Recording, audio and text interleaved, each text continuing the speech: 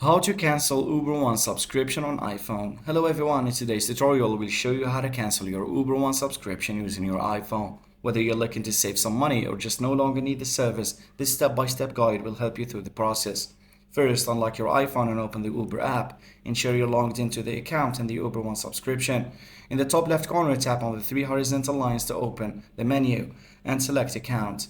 Within the account settings, find and tap the Uber One option. This will take you to the Uber One membership details page. On the details page, click on Manage Membership or Cancel Membership options.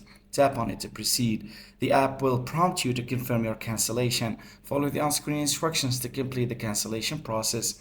You may need to provide a reason for canceling. Once you've completed the setup, you should receive a confirmation message that your Uber One subscription has been cancelled. Make sure to check your email for a confirmation receipt as well. And that's it. You've successfully cancelled your Uber One subscription on your iPhone. If you found this tutorial helpful, please give it a thumbs up and subscribe to our channel for more tech tips and tutorials. Thanks for watching.